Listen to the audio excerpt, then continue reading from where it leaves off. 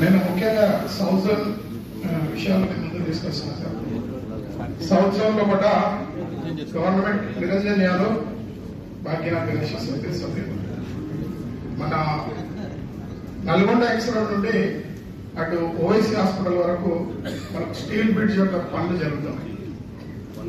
So ఈ pillars ఇవన్నీ ఏర్పాట్లు కూడా రోడ్స్ అంతా కూడా చాలా పెద్దగా డ్యామేజ్ అయి ఉన్నాయి.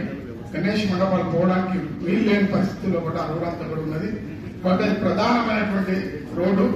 ఆ యొక్క పనుల విషయంలో కూడా ఇమీడియట్ గా చూడవలసిందని విజ్ఞప్తి చేస్తున్నా. అది జోనల్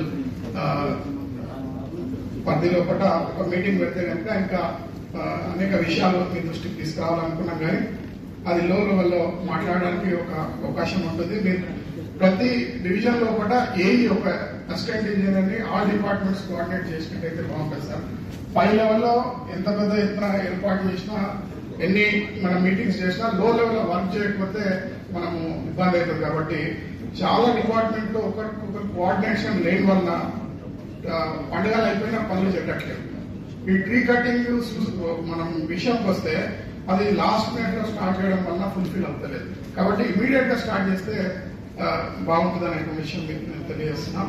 అదే రకంగా ఈ వీటికి సంబంధించి ప్రతి వినాయక చవితికి ముందుకు ఒక ఆదివారం సెకండ్ సాటర్డే వస్తారు, తర్వాత మధ్యలో ఒక ఆదివారం వస్తారు. ప్లాంట్ బంద్ ఉంటాయి. మనకు పండుగ అయిపోయినా కానీ బీటీ పడదు.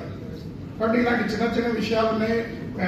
ఏఈతో కనుక లోకల్ గా డివిజన్ లెవెల్లో మాకు ఆల్ డిపార్ట్మెంట్స్ కోఆర్డినేట్ చేసినట్టయితే ఏఈ గారు చాలా పనులు మనకు మన టైంలో కూడా పూర్తయితాయని మీకు తెలియజేస్తాం. ఈ మెయిన్ హౌస్ మిగతా విషయాలు కూడా జోనల్ లెవెల్లో విషయాలు అన్నీ ఉన్నాయి, అక్కడ చెప్తాము. మీరు ఆ మీటింగ్ కూడా కండక్ట్ చేస్తే బాగుంటుంది. ధన్యవాదాలు.